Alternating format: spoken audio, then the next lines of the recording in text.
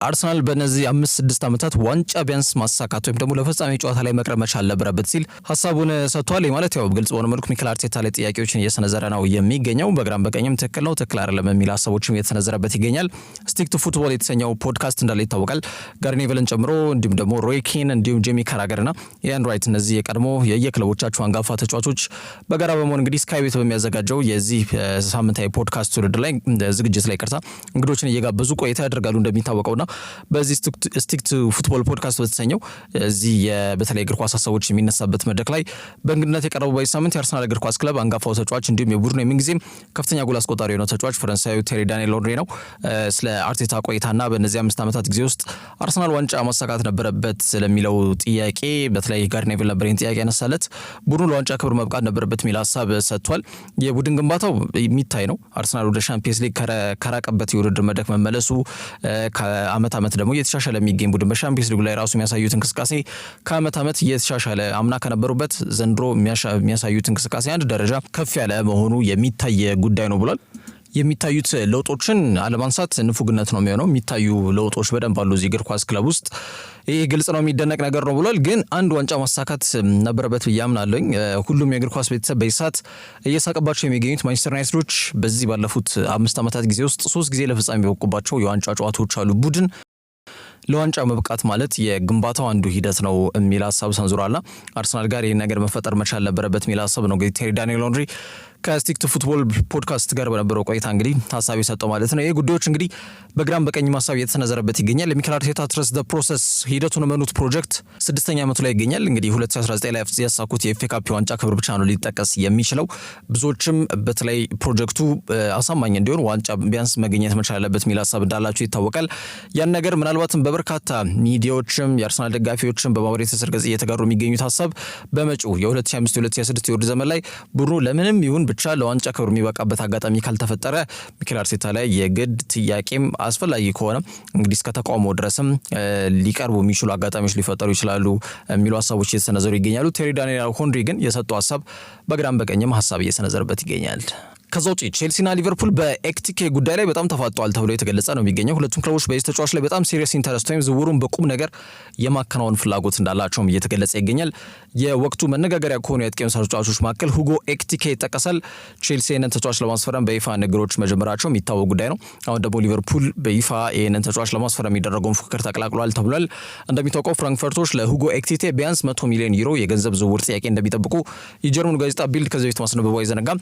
በጣም ትርፋማ ከሚባሉ በተጫዋቾች ሽያጭ ጋር በተያያዘ ማለት ነው ትርፋማ ከሚባሉ ክለቦች መካከል ፍራንክፈርት ቀሰል እንደው በዚህ 2-3-4 ዓመት እንኳን ብንጠቅስ እንደነ ራንዳል ኮሎሞዋኒን ጨምሮ ኦመር ማርሙሽ እንኳን ወደ ሲቲ ሲያቀና ሌሎች በርካታ ቁልፍ የሚባሉ ተጫዋቾችም ከዚህ ክለብ ሲሄዱ ሉካዮቪችን ጨምሮ ማለት ነው በጣም ዳጎስ ያለ ገቢ የሚያገኝ ክለብ ነው። አሁን ደግሞ በሁጎ ኤክቲኬም እንዲሁ ተመሳሳይ በሆነ መልኩ እጅግ በጣም ዳጎስ ያለ ገቢን ለማግኘት ከፍተኛ ድርድር እያደረጉ ይገኛሉ። ይህንንም የጀርመን ተረባቢ ጋዜጣ ቢልድ ማረጋገጫ ሰጥቶበታል።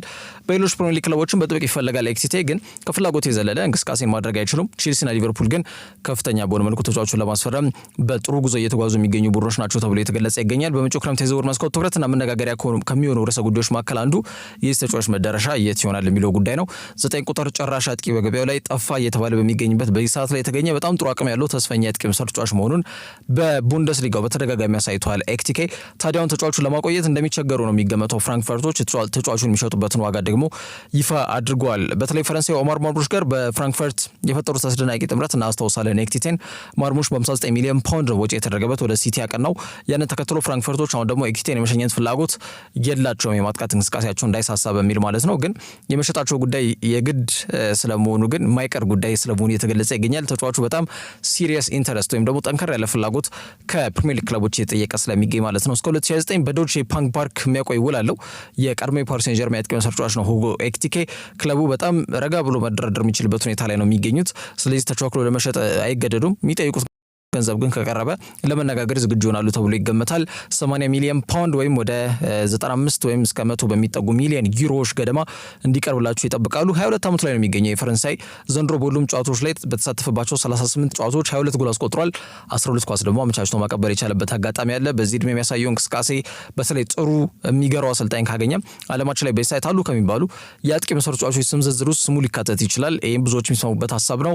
በኤሮፓ ሊጉ ቶትናም ላይ እንዲሁ ጎል ያስቆጠረበት መንገድና ታዋቂውን የቴሪ ዳንኤል ሄንሪን የደስታ አገላለጽ ተጠቅሞ ለሚፈልጉት የፕሪሚየር ሊግ ክለቦች በዋናነት መልእክት ያስተላለፈበት ጨዋታ እንደነበር የሚታወቅ ጉዳይ ነው። ብዙ ጊዜ ዘመናዊ እግር ኳስ ይባላል። የዘመናዊ እግር ኳስ እንደ ድሮ አይደለም። ከግብ ጠባቂ ጀምሮ በቢልድ አፕ ፕሌይ ይጀምራል ይባላል። ዘመናዊ የዝውውር መስኮትም ሌላ መልክ ይዟል። በፊት እንደነበሩት አይነት የዝውውር መስኮቶች አይደለም አሁን እየተከናወኑ የሚገኙት። ተጫዋቾች ከዚህ በፊት ማቲያስ ኩኛ ያደረገውን ነገር ማየት በቂ ነው።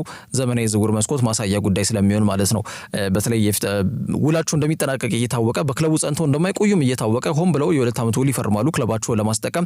ያ ደግሞ ሪሊዝ ክሎዝ የውል ማፍረሻው እንዲከፈል ያስገድዳል ማለት ነውና በዛ ሂደት አሁን የሰሞነኛው የማቲያስ ኩኛን ጉዳይ ተመልክተናል። እንደነ ቤንያሚን ሼስኮ አይነት ተጫዋቾችን በዚህ መንገድ ሲከተሉ ተመልክተናል። ያ አንዱ ነው። ሁለተኛው የዘመናዊ እግር ኳስ በተለይ የዘመናዊ የዝውውር መስኮት ማሳያ ጉዳይ ሊሆን የሚችለው እንደነ ኤክቲካ አይነት ተጫዋቾች ናቸው። ማለትም ሜጀር ኢንቨስትመንት ላይ ትኩረት ያደርጋሉ ክለቦች። አሁን ለምሳሌ ሊቨርፑል ከፍተኛ በሆነ መልኩ ለዚህ ተጫዋች የሚጠየቀውን ወጪ ለመክፈል ዝግጁ ናቸው። ምክንያቱም ተጫዋቹ ገና 22 ዓመቱ ነው። ተጠቅመው ራሱ አትርፎ መሸጥ የሚችሉበት አጋጣሚ እስካለ ድረስ በዚህ ሰዓት ስለሚጠየቀው ወጪ ምንም እንደማያስቡና ተጫዋቹን ለማግኘት ብቻ ጥረት እንደሚያደርጉ እየተገለጸ ይገኛል። ይሄ ሌላው ሁለተኛው የዝውውር መልክ ነው። እንግዲህ በዘመናዊ እግር ኳስ ላይ እየታየ የሚገኘው ሊቨርፑሎች ተጫዋቹን የቀጣይ ዓመት የ9 ቁጥር አጥቂ መስመራቸው እንዲመራላቸው ይፈልጋሉ ተብሏል። የዳርዊን ኑኔዝ የዲየጎ ጆታ የመቆየታቸው ሁኔታ በጣም አጠያቂና አጠራጣሪ ሁኔታ ውስጥ የገባ ጉዳይ ስለሆነ እንደሚታወቀው ያው ኢዛክን ነበር ማስፈረም የሚፈልጉት፣ ግን ያው ኒውካስል ተሸንፈውም ቢሆን በሜዳቸው በኤቨርተን ማለት ነው የአውሮፓ ሻምፒዮንስ ሊግ ተሳታፊ መሆናቸውን ያረጋገጡበት አጋጣሚ ተፈጥሯልና ያንን ተከትሎ ፊታቸውን ወደ ኤክቲኬ ለማዞር ተገዷል ማለት ነው። ምክንያቱም ያው ኢዛክ የሻምፒዮንስ ተሳታፊ መሆኑ ካረጋገጠ ክለቡን ለመልቀቅ ፈቃደኛም ላይሆንም ይችላል ማለት ምንም የሚያጣው ነገር ስለሌለ ማለት ነው። ሻምፒዮንስ ሊግ እግር ኳስ ነው የሚፈልገው። ያን ነገር ክለቡ አመቻችቶለታል። ክለቡ ደግሞ ተጫዋቹ መልቀቅ አይፈልግም። ስለዚህ የኢዛክ ዝውውር ትንሽ አስቸጋሪ ይሆናል ማለት ነው ባለው ወቅት ሁኔታ። ሊቨርፑል በጣም ሜጀር ኢንቨስትመንት ላይ ትኩረት እያደረጉ ነው። 22 ዓመቱን ቬርትስን ከሌቨርኩሰን ለማስፈረም በንግግር ላይ ናቸው። አሁን ደግሞ የ22 ዓመቱን ኤክስኬንም ለማስፈረም ንግሮች ጀምሯል። ይሄን ደግሞ የጀርመኑ ጋዜጠኛ ፍሎሪያን ፕሌተንበርግ ማረጋገጫ ሰጥቶበታል ማለት ነው። ቼልሲም ሆነ ሊቨርፑል ተጫዋቹን ለማስፈረም የሚያስችል አቅም እንዳላቸው ግልጽ ነው። ቼልሲም የአውሮፓ ሻምፒዮንስ ሊግ ቲኬትን ቆርጧል። ሊቨርፑል ደግሞ ሻምፒዮን ናቸው፣ ጥሩ ገቢ አግኝተዋል። በዝውውር መስኮት ደግሞ ባሳለፍነው ክረምትም በደንብ በንቃት ያልተንቀሳቀሰ ክለብ ከመሆኑ ጋር በተያያዘ ሁለቱም ተጫዋቹን ማስፈረም ይችላሉ። ሁለቱም ከወኪሉ ጋር ንግሮችን ጀምረዋል። ቼልሲ በተለይ የአውሮፓ ሻምፒዮንስ ሊግ ቲኬትን ለቀጣይ ዓመት ቆርጠዋል። ኮንፈረንስ ሊግን አሳክቷል። በኒኮላስ ጃክሰን ቀጣዩን የውድድር ዘመን ይዘልቁታል ተብሎ አይገመትም። በተለይ ደግሞ የአጥቂ መስመራቸውና ይሄ ሴኔጋል አጥቂ ጥሩ አቅም አለው፣ ግን የሚጠበቅበትን የአጥቂ ባህሪ የተላበሰ ተጫዋች ነው ብሎ እንግዲህ ደፍሮ መናገር ትንሽ ከባድ ነው የሚሆነው በዚህ ሰዓት ላይ። ከኤክቲኬ ጋር ደግሞ አቅሙን ስናነጻጽረው የደካመ ተጫዋች ነው የሚሆነው ኒኮላስ ጃክሰን ማለት ነውና በኤክቲኬ የማደስ ፍላጎት አላቸው ተብሏል የአጥቂ መስመራቸውን። ፈረንሳይ አጥቂ በዚሁ ከቀጠለ በርካታ ሌሎች ተጨማሪ ክለቦችን መፈለጉ አይቀርም፣ ግን ቼልሲና ሊቨርፑልን የሚቀድም ፉክክሩን ማለት ነው እየቀደመ የሚገኝ ቡድን የለም። ፍራንክፈርቶች ቀደም እንዳልኩት ነው 80 ሚሊዮን ፓውንድ ይጠይቃሉ። በተለምዶ ቢግ ሲክስ የተባሉ ከሚጠሩ ክለቦች መካከል አንዱ ወደ ሆነው ወይም ወደ ቼልሲ ወደ ሊቨርፑል ሊያቀና የሚችልበት አጋጣሚ ግን ሰፊ ስለመሆኑ የጀርመን ተነባቢ ጋዜጣ ቢልድ አስነብቧል። ተጫዋቹ እስከ ቀጣይ ሳምንት ድረስም ወዴት ባቀና ይሻላል የሚለው ጉዳይ ላይ ከውሳኔ ደርሳል ተብሎም ይገመታል። ከዛ ውጪ አርሰናል ቪክተር ጊዮኬሬሽን ለማስፈረም 62 ሚሊዮን ፓውንድ ወይም ደግሞ የ70 ሚሊዮን ዩሮ ይፋዊ ጥያቄ አቅርቧል ሲል ካውት ኦፍ ሳይድ አረጋግጫለሁ ብሎ ዘግቦታል። እንግዲህ አርሰናል ዘንድሮ አጥቂ ማስፈረሙ እንደማይቀር እነዚህ ጉዳዮች አመላካሽ ነጥቦች ይሆናሉ። ከአምና አንስቶ በጣም ስማቸው ከዚህ ስዊድን አጥቂ ጋር ሲያዝ የቆየ ጉዳይ ነው። በጣም እያሰለቸ ከሚገኙ የዝውውር ጉዳዮች መካከል አንዱና ዋነኛው ነው። ግን በዚህ ክረምት የዝውውር መስኮት ላይ ነገር ልባት ይሰጡታል ተብሎ ይገመታል። ወይ ጊዮኬሬሽን ወይም ደግሞ ሌሎችም ቢሆኑ አንድ የአጥቂ መስመር ተጫዋች ግን ክለቡ ሊያስፈርም የሚችልበት እድል በጣም የሰፋ ስለመሆን አመላካሽ ነጥብ ነው። በአሁኑ ሰዓት ዓለማችን ላይ ያሉ ከሚባሉ የአጥቂ መስመር ተጫዋቾች መካከል አንዱና ዋነኛው ነው ቪክተር ጊዮኬሬሽ። የበርካታ ክለቦችን ትኩረት የሳበ ተጫዋች ቢሆንም ተጫዋቹን ለማግኘት ግን ከፍተኛ ፉክክር አለ። ከፊት ግን ፉክክሩን እየመራ የሚገኘው ክለብ አርሰናል ነው። ወደ 177 ሚሊዮን ፓውንድ ክለቡ ገቢ እንዳስገኘ ከሰሞኑ የሚጠቁሙ መረጃዎች አሉ። ከፕሪሚየር ሊጉ ብቻ ሁለት ደረጃ ይዘው ማጠናቀቃቸውን ተከትሎ ማለት ነው። ግን በዝውውር መስኮት ላይ በንቃትም ከማይንቀሳቀሱ ክለቦች መካከል አንዱ ነው። በአጠቃላይ በ2024-2025 የውድድር ዘመን አርሰናል እስከ 228 ሚሊዮን ፓውንድ ገቢ እንዳስገኘ ነው እየተገለጸ የሚገኘው። ከነዛ መካከል ደግሞ 100ን ቢያንስ ይጠቀምበታል ተብሎ ይገመታል። መድፈኞቹ በቀጣይ የውድድር ዘመን የቡድናቸውን የማጥቃት እንቅስቃሴ በጊዮኬሬሽ እንዲመራ የጋብሪኤል ሱስ ቦታን ማጠናከር መቻል እንዳለባቸው የውድድር ዘመኑ የዘንድሮ ብቻ አይደለም የአምናም የካቻምናም በደንብ አስተምሯቸው ያለፈ ጉዳይ ሆኗል ተብሎ እየተገለጸ ይገኛል። የስዊድን አጥቂ ለማስፈረም የሚለው ዜና 2 ዓመት ሊሞላው ተቃርቧል። የቡድኑ ማድሪድ ቴክኒካል ዳይሬክተር ቤርታ ይህንን ዝውውር በመቀላጠፉ ረገድ ከወዲሁ ከፍተኛ እንቅስቃሴ እያደረገ ይገኛል። ከተጫዋቹ ወኪሎች ጋር በሊዝበን ንግግሮች አድርጓል ተብሎ የተገለጸ ነው የሚገኘው። የ5 ዓመት ኮንትራት ለተጫዋቹ ቀርቧል። 120,000 ፓውንድ ወይም ደግሞ በአመት ወደ 7.8 ሚሊዮን ዩሮ የሚያገኝበትን ኮንትራት ለተጫዋቹ አርሰናል ያቀረቡ ሲሆን ለክለቡ ደግሞ ቀደም ብዬ መግቢያ ላይ እንዳነሳሁት ወደ 62 ሚሊዮን ፓውንድ ወይም ደግሞ ወደ 70 ሚሊዮን ዩሮ ይፋ የገንዘብ ጥያቄ አቅርቧል ተብሏል። 26 ዓመት ላይ ነው የሚገኘው ጊዮኬሬሽ የ2024 የፈረንጆቹ አመት ባሳለፍነው ጥር ወር ላይ ከመጠናቀቁ በፊት 52 ጎሎችን አስቆጥሮ አጠገቡ የሚደርስ ተጫዋች ሳይኖር ነበር አመቱን ያጠናቀቀው። በዚህ ሰዓት በጣም መነጋገሪያ ከሆኑ አስደናቂ የግል አቅምና ወሳኝ እንዲሁም በሳል የአጥቂ መስመር ተጫዋቾች መካከል ጊዮኬሬሽ አንዱና ዋነኛው ነው። በዚህ ዓመት የአውሮፓ ከፍተኛ ጎል አስቆጣሪም ተጫዋች ነው። በነገራችን ላይ ግን እንዳለመታደል ሆኖ የወርቅ ጫማውን መውሰድ አለመቻሉ ያው ብዙዎችን ሊያስቆጭ ይችላል። የፖርቹጋል ሊግ ኮኤፊሺየንቱ በጣም ያነሰ ነው። ከአምስቱ ታላላቅ የአውሮፓ ሊጎች የሚሰጠው ግምት ትንሽ ዝቅ ያለ ስለሆነ ተጫዋቹ የሚያስቆጥራቸው ጎሎች በ1.5 ነው የሚባዙት። በአውሮፓ ውስጥ የሚገኙ በአምስቱ ታላላቅ ሊጎች ማለትም ስፔን ሊሆን ይችላል፣ ጣሊያን፣ እንግሊዝ፣ ፈረንሳይና ጀርመን ውስጥ የሚገኙ ደግሞ የአጥቂ መስመር ተጫዋቾች የሚያስቆጥሯቸው ጎሎች በ2 ነው የሚባዙት። ስለዚህ ከሱ ጋር ፉክክር ውስጥ የነበረው ኪሊያን ምባፔ እንደሚታወቀው 38ኛው ሳምንት የሪያል ማድሪድ የመጨረሻ መርሃ ግብር ላይ ጎል አስቆጥሯል። እንደሚታወቀው በፍጹም ቅጣት ምት እንዲሁም በረኛው መልሶት እንደገና ሪባውንዱን አግብቷል ኪሊያን ምባፔ እንደሚታወቀውና ጎሉ በ2 ተባዝቶ ለጥቂት በልጦታል እንግዲህ ቪክተር ጊዮኬሬሽን ማለት ነው። ግን ጎል ብቻ ከተመለከተን ከኪሊያን ምባፔ አጠገቡም አይደርስም ቪክተር ጊዮኬሬሽ ላይ የተባዛበት መንገድ ግን ከሱ በላይ እንዲቀመጥ አድርጎታል። ስለዚህ የአውሮፓ ከፍተኛ ጎል አስቆጣሪ የሚለውን ሽልማት ያው ጊዮኬሬሽ አይወስድም በዚህ ዓመት ኪሊያን ምባፔ የሚወስደው የሚሆነው። ዞሮ ተጫዋቹ ጨራሽ አጥቂ መሆኑን ግን የሚሽረው ጉዳይ አይደለም። የፖርቹጋሉ ጋዜጣ ስፖርት ዊትነስ እንደዘገበው ከሆነ ደግሞ አርሰናል ከተጫዋቹ ወኪሎች ጋር በሊዝበን ተነጋግረዋል። 70 ሚሊዮን ዩሮ ለስፖርቲንግ አቅርበዋል። ከዚህ ጎን ለጎን የፊርማ ቦነስ ደግሞ 12 ሚሊዮን ዩሮ ለተጫዋቹም የቀረበበት አጋጣሚ ያለ ተብሏል። 7.8 ሚሊዮን ዩሮ ደግሞ አመታዊ ገቢ የሚያገኝበትን ኮንትራት አቅርበውለታል ተብሏል። በዚህ ውድድር ዘመን ተጫዋቹ 33 የፕሪሚየር ሊጋ በፖርቹጋል ሊግ ባደረጋቸው ጨዋታዎች 39 ጎል አስቆጥሯል። 11 ኳስ አመቻችቶ አቀብሏልና የፖርቹጋል ፕሪሚየር ሊጋን 2 ጊዜ አሳክቷል። የፖርቹጊዝ ካፕን ደግሞ ከሰሞኑ ቤኔፊካን 3-1 በማሸነፍ እሱም ያው በዚህ ጨዋታ ላይ አንድ ጎል በማስቆጠር አስተዋጽኦ ያደረገበት ጨዋታ ነው። በዛ ጨዋታ ላይ ዋንጫውን ከፋሩ ያሳካ ተጫዋች ነው። ተጫዋቹ እስከ 2028 ሰኔ ወር ድረስ በስፖርቲንግ ሊዝበን የሚያቆይ ውል ቢኖረው ከዚህ ዓመት በዘለለ በክለቡ እንደማይቆይ በተረጋገጠ ደረጃ እየተገለጸ ይገኛል። አርሰናል ለቀጣይ ዓመት የሻምፒየንስ ሊግ ያለፈ ቡድን ነው። ፕሮጀክታቸው አሳማኝ ይመስላል። ተጫዋቹም በቀጣይ በተለይ ክረምት ቲም እንደሚፈጠር እናያለን ብሎ ተናግሯል። በተለይ ከቤኔፊካን 3-1 ካሸነፉበት ጨዋታ በኋላ ማለት ነው። ስለዚህ አርሰናል ይፋዊ ጥያቄ ቀርቧል። የክለቡና የተጫዋቹ ምላሽ በቀጣይ ይጠብቃል። ከዛ ውጪ ጃክ ግሪሊሽ ከማንቸስተር ሲቲ ጋር መለየቱ ማይቀር ጉዳይ ነው የሚሉ ሀሳቦች በስፋት እየወጡ ይገኛሉ። ከተለይ ደግሞ የሊጉ የመጨረሻ መርሃ ግብር ባሳለፍነው እሁድ ሲደረግ ከስብስቡ ውጪ ነበር የተደረገው። ጃክ ግሪሊሽ ከዚህ ጉዳይ ጋር በተያያዘም ጥያቄ ሲሰነዘርለት ፔፕ ጋርዲዮላ በጣም ቁጣ ሆኖ ነበር የመለሰው። እኔ ምንም ችግር የለብኝም ከተጫዋቹ ጋር ምናምን የሚል ምላሽ ነበር የመለሰውና ይሄም አንድ ያሳበቀ ጉዳይ ነው በጋርዲዮላ እቅድ ውስጥ የሌለ ተጫዋች መሆኑን ማለት ነው። በክለቡ የሚኖረው ቆይታ ላይ ጥያቄዎች ሲሰነዘሩ የቆየ ጉዳይ ነው። ቴሌግራፍ ደግሞ አሁን እንዳስነበበው ከሆነ ግሪሊሽ የጋርዲዮላ እቅድ ውስጥ የሌለና በክረምቱ ክለብ እንዲፈልግ መልካም ፈቃድ ተሰጥቶታል ተብሏል በማንቸስተር ሲቲ ማለት ነው። 29 ዓመት ላይ ነው የሚገኘው ግሪሊሽ። የክንፍ አጥቂ መስመር ተጫዋች በ2026 የአሜሪካ ካናዳና ሜክሲኮ ዓለም ዋንጫ ላይ ሀገሩን መወከል ይፈልጋል። በቶማስ ቱኸል ጥሪ ያልቀረበለት ተጫዋች ነው። ቱኸል አፖይንት ከተደረገ በኋላ ባሳለፍነው ጥር ወር እስካሁን ጥሪ ያልቀረበለትም ለግሪሊሽ። ይሄ ደግሞ የክለብ ፉትቦልና ወቅታዊ ፎርም ወቅታዊ አቋምን መሰረት ያደረገ የተጫዋቾች ስብስብ ጥሪ ነው የሚያቀርበው እንግዲህ ግራ ማነው ቶማስ ቱኸል ማለት ነው። በዛ ሂደት ግሪሊሽ ምንም ፐርፎርም እያደረገ አይደለም በክለብ ሌቭል። ስለዚህ ጥሪ እየቀረበለት አይደለም የሚገኘው። ተጫዋቹ ደግሞ ሀገሩን በዓለም ዋንጫ ላይ በቀጣይ ዓመት መወከል ይፈልጋል። ስለዚህ ሳይወድ በግድ ክለቡ ሊለቅ የሚችልበት አጋጣሚ ሰፊ ስለመሆኑ እየተገለጸ የሚገኘው ተጫዋቹ አሁን በማንቸስተር ሲቲ ቤት በኤቲያድ ማለት ነው በጣም የተወሰኑ ደቂቆች ነው እየተሰጠው የሚገኘው በጋርዲዮላ ማለት ነው። ባሳለፍነው እሁድ በተለይ ሻምፒየንስ ሊግ ቲኬታቸውን ለመቁረጥ 1 ነጥብ በሚያስፈልጋቸው ወሳኝ የክራቨን ኮቴጅ ጨዋታ ላይ በተለይ ስብስብ ውስጥ አለመካተቱ ብዙዎች ጥያቄ እንዲያነሱበት አስገድዷል። የተጫዋቹ ቆይታ ላይ ማለት ነው። በአጠቃላይ ተጫዋቹ በስብስብ ውስጥ ሳይካተት የቀረበት አጋጣሚ ያለ አሰልጣኙ ለግሪሊሽ ቦታ እንደሌለው ተደርጎም ተቆጥሯል። አሰልጣኝ ጋርዲዮላ የጨዋታ ጊዜን በጣም እየናፈገው ነው ግሪሊሽን ምናልባትም ሊሰጠው የሚገባ ደቂቆችን እያገኘ ባለመሆኑ አዝናለሁ በማለት ከዚህ በፊትም ከዚህ ተጫዋች ጋር በተያያዘ የሀሳብ ተነስቶላቸው በዚህ መንገድ መመለሱ አይዘነጋም ጋርዲዮላ ማለት ነው። ተጫዋቹ በኤቲያድ የሚያቆየው ጊዜ በጣም እየተገባደደ መምጣቱን የሚጠቁም ጉዳዮች መሆናቸውም ሲገለጽ ቆይተዋል። ግሪሊሽ በዚህ ውድድር ዘመን በሁሉም ጨዋታዎች 31 ጨዋታዎች ላይ ተሰልፎ ተጫውቷል። ከነዛ መካከል 19 በፕሪሚየር ሊጉ ላይ ነው። ግን ተሰልፎ ለምሳሌ ተቀይሮ ገብቶ 2 ደቂቃ ቢጫወትም አንድ ጨዋታ አደረገ ተብሎ ነው የሚመዘገበው እንጂ ከነዚህ 19 የጀመረው በቋሚ አሰላለፍ ውስጥ ተካቶ የጀመረባቸው ጨዋታዎች 6 ጊዜ ብቻ ናቸው ወይም በቋሚነት እንዲጀምር የተፈቀደለት ማለት ነውና ወደ 1520 ደቂቃ እንደማለት ነው። በ2004 በ2005 የውድድር ዘመን 38 ጨዋታ እንኳን ባለው ፕሪሚየር ሊጉን ብቻ እንኳን ከተመለከትን ማለት ነው 1520 ደቂቃ ማለት ምን ያክል በጣም ዝቅተኛ የደቂቃና እንዲሁም ደግሞ የጨዋታ ጊዜ እየተሰጠው እንደሚገኝ አመላካች ነጥብ ነው። ቦታውን ለቤልጂያማዊ ጀርሚ ዶኩ እንዲሁም ለብራዚላዊ ሳቪኒዮ ያስረከበ ይመስላል። ከጎል ተሳትፎች በጣም ርቋል ግሪሊሽ በዚህ የውድድር ዘመን ኳስ እንኳን አመቻችቶ ያቀበለው 1 ጊዜ ብቻ ነውና ተጫዋቹ በጣም አሳሳቢ የጎል ተሳትፎ ሚናም እንዳለው በግልጽ እያየን እንገኛለን። ተጫዋቹ እኮ ካቻምና ከሁለት ዓመት በፊት የሶስትዮሽ ዋንጫ ክብረን ሲያሳኩ ሲቲዎች ጥሩ ሚና ከነበራቸው ተጫዋቾች መካከል አንዱ ነው። ዘንድሮ ግን የፔፕ ምርጫ ከስታድ ሬኔ የፈረመው ጄርሚ ዶኩ ነው። የግሪሊሽ የጨዋታ ጊዜያቶች በጣም ተመጥኗል። ቀደም ብዬ መግቢያ ላይ እንዳነሳሁት የተጫዋቹ የሲቲ ቤት ቆይታም አስጊ ሁኔታ ውስጥ መውደቁ መናገር ይቻላል። ሲቲ በመጪዎቹ ጥቂት ዓመታት ዶኩና ሳቪኒዮን እንኳን ሳይጨምር እንደነ ክላውዲዮ ኤክቬሪ ቀጣዩ ሊዮኔል ሜሲ መሆን አቅም አለው ተብሎ የተገለጸለት የሚገኘው ይህንን አርጀንቲናዊ ተስፈኛ ወጣት ተጫዋች የግላቸው አድርገውታል። ከሪቨር ፕሌት እንዳስፈርሙት ይታወቃል። ስለዚህ በጣም የነብርጣት በሆኑና አስደናቂ ክህሎት ባላቸው ተጫዋቾች ሲቲ መድረሳቸው አይቀርም። እንደነ ሞርጋን ጊብስ ዋይትን ከዛ በተጨማሪ እንደነ ሪያን ቼርኪን ለማስፈረም የሚፈልጉትም አድም በማጥቃት እንቅስቃሴያቸው ላይ በጣም የተዳከመ እንቅስቃሴ እንዳለ ከማመን ጋር በተያያዘ ነውና ግሪሊሽ ራሱን ተቀያሪ ወንበር ላይ እንደሚያገኘው ግልጽ ነው። በዝውውር መስኮት ላይ ሲቲ በዚህ ደረጃ ከተንቀሳቀሰ ማለት ነው።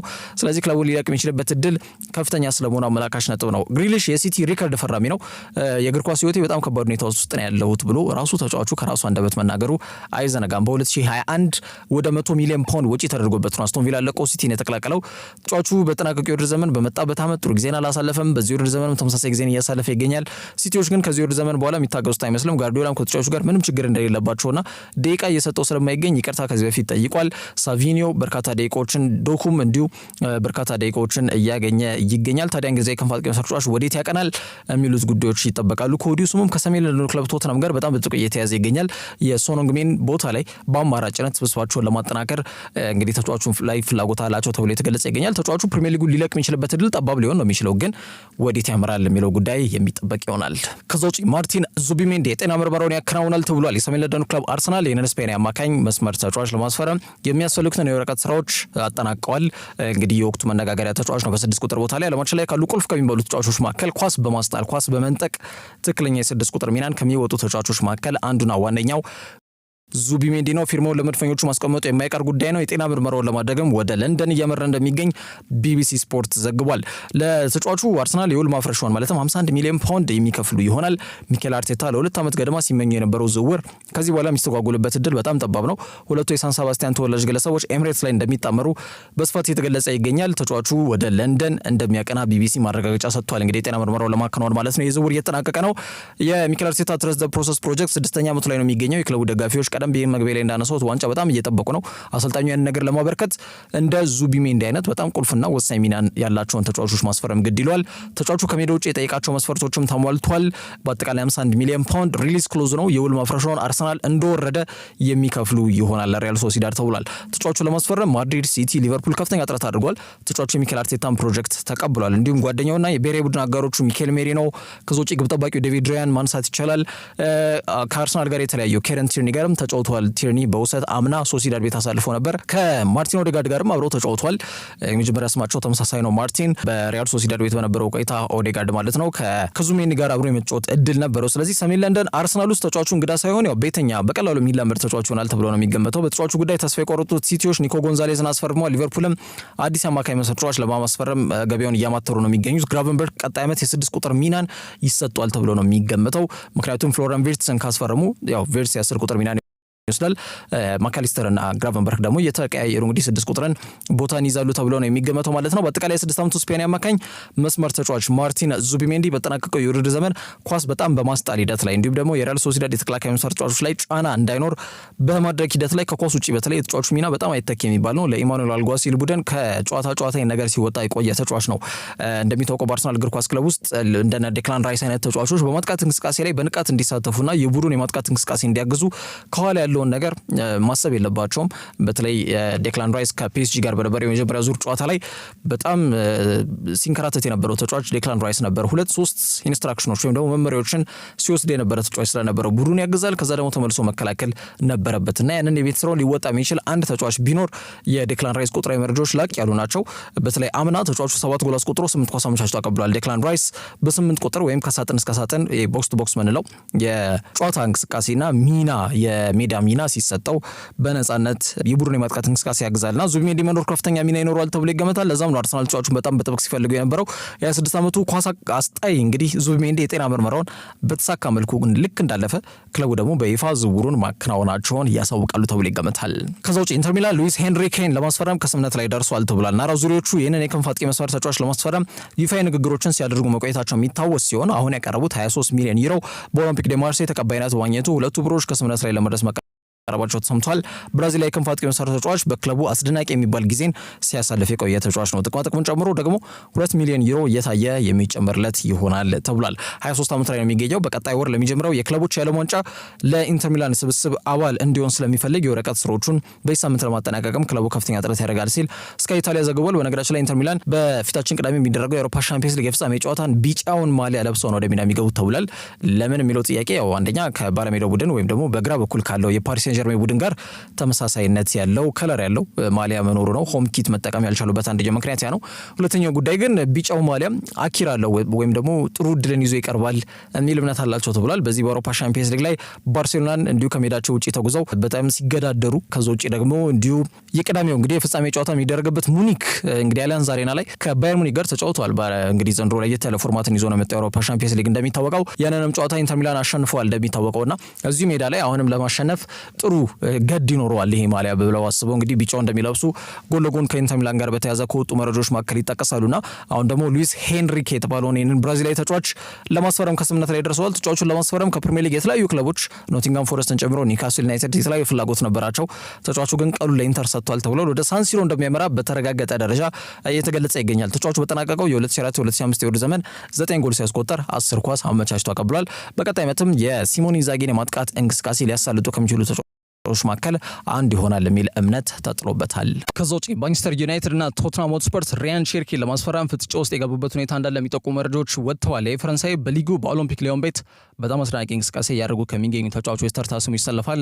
ብዙዎች ከሊዮኔል ሜሲ በኋላ በተለይ ከኳስ አገፋፉ ይህንን ተጫዋች የሚመስል ተጫዋች ተገኘ በሚል በዛ ደረጃም ያሞካሹታል። እንደሚታወቀው ጥሩ እንቅስቃሴ ግል ተሰጥኦ ያለው ተጫዋች ነው። ቼርኪ ሀገሩን ከ21 ዓመት በታች ፈረንሳይ ብሔራዊ ቡድን ማለት ነው ተቀላቅሎ ይገኛል። ግን ለዋናው ቡድን በኤኪፔ ደ ፍራንስ በአሰልጣኝ ዴሾው ለምንድን ነው ጥሪ የማይቀርብለት የብዙዎች ጥያቄ ነው። ፈረንሳዩ ክለብ ኦሎምፒክ ሊዮን ያው ክለቡ ባለሀብቱ ጆን ቴክስተር ነው። የተለያዩ ክለቦችን የሚያስተዳድራል እንደሚታወቀው በተለያዩ ሊጎች ላይ ማለት ነውና በእንግሊዝ ፕሪሚየር ሊግም ክሪስታል ፓላስን ወደ ብራዚል ቦታፋጎ የተባሉን ቡድን ያስተዳድራሉ። ግን ከፍተኛ የፋይናንስ ቆስ አጋጥሟቸዋል ተብሎ የተገለጸ ይገኛል። ከዛ ጋር በተያያዘ ሂሳባቸውን ማወራረድ ካልቻሉ ኦሎምፒክ ሊዮን ወደ ሊግ 2 ሊወርድ እንደሚችልም ከዚህ በፊት መገለጹ አይዘነጋምና ያን ነገር ለማመጣጠን ቁልፍ የሚባሉ ተጫዋቾቻቸውን ቢያንስ ለሽያጭ ማቅረብ ይገደዳሉ ተብሎ ይገምታል።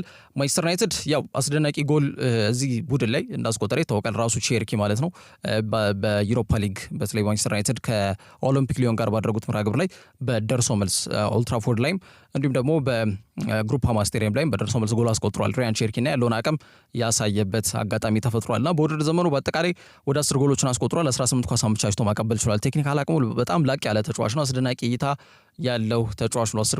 10 ቁጥር ቦታ ላይ መጫወት ይችላል። በክንፍ ቦታ ላይ ወጣ ብሎ በቀኝ ክንፍ አጥቂ መስመር ቦታ ላይ መሰለፍ ይችላልና በርካታ የእግር ኳስ ቤተሰቦች የሚደንቅ አቅም ያለው ተጫዋች መሆኑን ተከትሎ በፕሪሚየር ሊጉ ሊሳካለት የሚችልበት እድል ሰፊ ነው ብለው ያነሱለታል። ከሪያን ቼርኪ ጋር በተያያዘ ዩናይትድና እንዲሁም ደግሞ ቶትናም ስፐርስ ተጫዋቹን ለማስፈረም ከፍተኛ ርብርብና ጥረት እያደረጉ ይገኛሉ ተብሏል።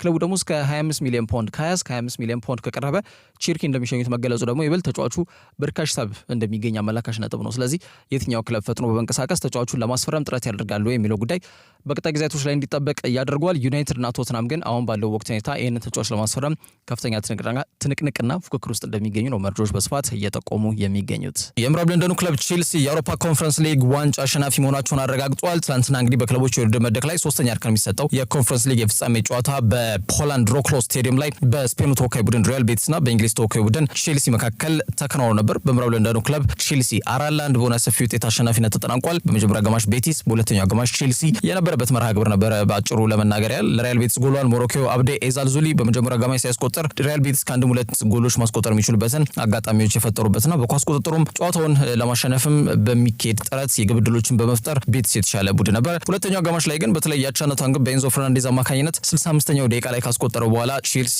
ሙሉ ለሙሉ ፊቱን ወደ ቼልሲ ያዞረ ጨዋታ ሆኖ ታይቷል። ኒኮላስ ጃክሰን፣ ጄደን ሳንቾ እንዲሁም ሞይሰስ ካይሴዶ አስደናቂ ጎል ከ16-5 ውጪ አክርረው በመምታት የኢኳዶራዊ አራተኛውን ጎል አስቆጥሯል። ክለባቸውን ቼልሲን አሸናፊ ያደረጉ ጎሎች ያስቆጠሩ ተጫዋቾች ናቸው። በአጠቃላይ ለአራተኛ ጊዜ የተከናወነው የኮንፈረንስ ሊግ ማለት ነው ቼልሲ በታሪካቸው ለመጀመሪያ ጊዜ ዋንጫ ከፍ አድርጎ አሳክተውታል። በአውሮፓ የውድድር መድረክ ደግሞ ከሚያከናውናቸው 4 የተለያዩ የክለቦች የውድድር መድረኮች ማለትም ሻምፒየንስ ሊግን እንግዲህ ከአንድም ሁለቴ ቼልሲ ማሳካት ችሏል። ዩሮፓ ሊግንም ከአንድም ሁለቴ አሳክቶታል። እንዲሁም ደግሞ ሱፐር ካፕንም እንዲሁ ማሳካት ችሏል። እንደሚታወቀው ወይ የሻምፒየንስ ሊግ ወይ የዩሮፓ ሊግ አሸናፊ ከሆኑ ወይ ከሻምፒየንስ ሊግ ወይ ከዩሮፓ ሊግ አሸናፊ ከሆነው ቡድን ጋር ደግሞ የሚገናኙበት መድረክ ይህም በዩኤፋ ከሚከናወኑ የክለቦች የውድድር መድረክ ላይ እንግዲህ የሚካተት የውድድር ምዕራፍ ነው። ይህንን የሚያሳካ ቡድን ነው ቼልሲ በታሪኩ 2021 ላይ ሱፐር ካፕን ማሳካት መቻላቸው የሚታወቅ ጉዳይ ነው። የቀራቸው ኮንፈረንስ ሊግ ነበረ። በኮንፈረንስ ኮንፈረንስ ሊግ ላይም እንግዲህ ለመገኘት ክለቡ በጣም ውጥንቀት የሚባለው የውድድር ዘመን ማሳለፍ ነበረበት። በፊት እንግዲህ የኮንፈረንስ ሊግ ተሳታፊ ደግሞ 7ኛ ደረጃን ይዞ ማጠናቀቅ ይጠይቃልና 7ኛ ደረጃን ይዞ አጠናቀው ነበር የኮንፈረንስ ሊግ ተሳታፊ መሆናቸውን ያረጋገጡት ቼልሲዎች የቅድመ ግምትም አግኝተው ነበር የውድድር ምዕራፉ ገና ከተጀመረበት ጊዜ አንስቶ ማለት ነው። ይህንንም ዋንጫ በማሳካት በአራት የተለያዩ የክለቦች የውድድር መድረክ ሁሉንም ዋንጫ ማሳካት የቻለ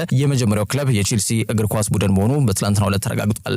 ከዛ ውጪ ዩናይትድም ሽንፈት አጋጥሟቸዋል። እንግዲህ ማዕበሉ አብቅቷል ብሎ ነበር አሰልጣኝ ሩበን አሞሪም። ማዕበሉ ግን አሁንም እንደቀጠለ እንደሚገኝ ትላንትና አመላካች የሆኑ ውጤቶች ተመዝግበዋል። በውድድር ዘመኑ ባሳለፍነው እሁድ ከተጠናቀቀ በኋላ ማንቸስተር ዩናይትድ የድህረ የውድድር ዘመን የወዳጅነትና የአቋም መገምገሚያ ጨዋታ አከናውነው ነበር። ወደ ማሌዥያ አቅንተው በኳላላምፑር እንግዲህ ከኤዥያን ኦል ስታርስ የእስያ የተለያዩ ሊጎች ውስጥ የሚጫወቱ ተጫዋቾች አይግባቡም፣ አይተዋወቁም። እርስ በርስ ተወጣጥተው ቁልፍ የሚባሉ ተጫዋቾች ናቸው ከማንቸስተር ዩናይትድ ጋር ጨዋታቸውን ያደረጉት። ዩናይትድን እንደሚያገኙ ከተነገራቸው በኋላ ከሳምንት የዘለለ ልምድ እንዳላደረጉ ነው እየተገለጸ የሚገኘው። የአቋም መገምገሚያ ጨዋታቸውን ግን አድርገው ዩናይትድን ማሸነፍ ችሏል። 1-0 ነጥብ ውጤት መሸነፉ ብቻ አይደለም ዩናይትድ በጨዋታው 3 ኢላማቸውን የጠበቁ ኮሮችን ብቻ ነው ያደረገው። ያ ትልቁ አሳሳቢውና መነጋገሪያው ጉዳይ ይሆናል። በቀጣይ ደግሞ የፊታችን አርብ ማለትም በነገው ዕለት ከሆንግ ኮንግ ብሔራዊ ቡድን ጋር ሁለተኛ ጨዋታቸውን የሚያደርጉ ይሆናል። የቡድኑ ይፋዊ የቀድሞ ውድድር ዝግጅቶች ደግሞ በቀጣዩ ሐምሌ ወር በአሜሪካ የሚጀምሩ ነው የሚሆነው። የማንቸስተር ዩናይትድ እንቅስቃሴ ውጤት ጦት እንዲሁም ደግሞ በጣም እንደዚህ አይነት የወረደና የደከመ እንቅስቃሴዎችን ማድረጉ ግን ቀጣዩ የውድድር ዘመን ተመሳሳይ ጣፋንታ ልክ በዚህ በ2004 በ2005 የውድድር ዘመን 11 የሊግ ጨዋታዎችን ብቻ አሸንፈው 15 ደረጃን ይዞ አጠናቀቁበት የውድድር ዘመን እንዳሳለፉ ይታወቃልና ከዛ ተመሳሳይ አይነት እንቅስቃሴዎችን በቀጣይ ዓመት ልናሳልፍ ነው የሚል ስጋት ከወዲሁ የዩናይትድ ደጋፊዎች ስጋት የገባባቸው አይነት አጋጣሚ እንደተፈጠረ በሞባይል ትስስር ገጽ ላይ እንግዲህ ዩናይትድ ደጋፊዎች ማሳብ እየሰነዘሩበት ይገኛሉ። ትላንትና ከኤዥያን ኦል ስታርስ ጋር ጨዋታውን ያደርገው ማንቸስተር ዩናይትድ 1-0 በሆነ ውጤት ሽንፈት አጋጥሟቸዋል። ዛሬ የዝላችሁ ስፖርት መረጃዎች እነዚህ ይመስላሉ። በያላችሁበት ጥሩ ጊዜ ነው።